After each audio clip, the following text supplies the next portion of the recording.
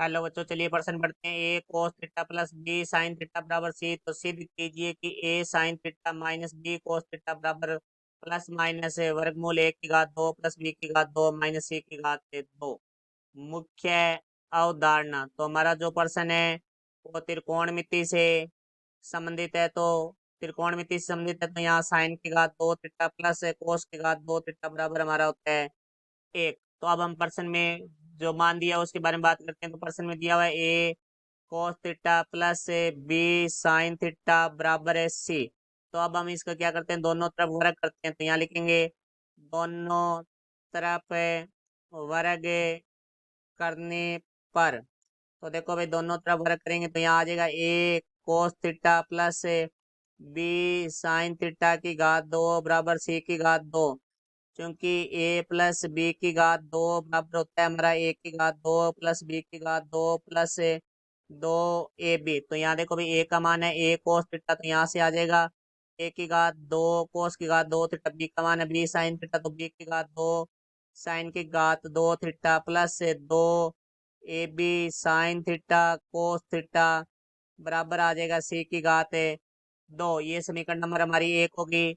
अब हमें जो प्रश्न में बायां पक्ष दिया हुआ है उसको हम x मान लेते हैं, क्योंकि हमें बायां पक्ष और दायां पक्ष बराबर सिद्ध करना है।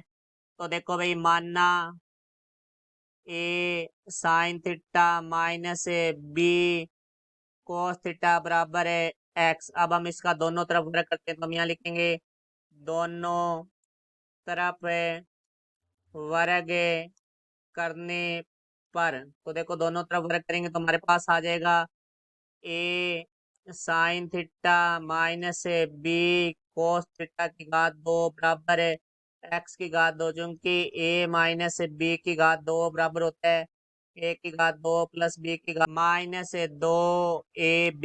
तो यहाँ से देखो, ए की जगह ए साइन थीटा होगा, बी की जगह बी कोस थीटा होगा। तो यहाँ से आ जाएगा ए की घात 2 साइन की घात 2 थीटा प्लस बी की घात 2 कोस की घात 2 theta minus 2ab sine theta cos theta बराबर एक्स की घात 2। ये हमारी समीकरण नंबर 2 हो जाएगी। तो अब हम समीकरण 1 प्लस समीकरण 2, तो 1 और 2 को हम जोड़ेंगे। तो देखो भाई, ए में एक में हमारे पास 1 की घात 2 कोस की घात 2 थीटा। तो यहाँ लिखेंगे 1 की घात 2 कोस की घात 2 थीटा प्लस हमारे पास है बी की घात 2 साइन की घात 2 थीटा प्लस हमारे पास है 2ab sine theta cos theta plus. अब समीकरण नंबर 3 में हमारे पास 1 की घात 2 साइन की घात 2 थीटा प्लस बी की घात 2 कोस की घात 2 theta minus 2ab sine theta cos theta बराबर हमारे पास आ जाएगा सी की घात 2 प्लस एक्स की घात 2। तो यहाँ देखो भाई, 2ab sine theta cos theta से 2ab sine theta cos theta cut जाएगा।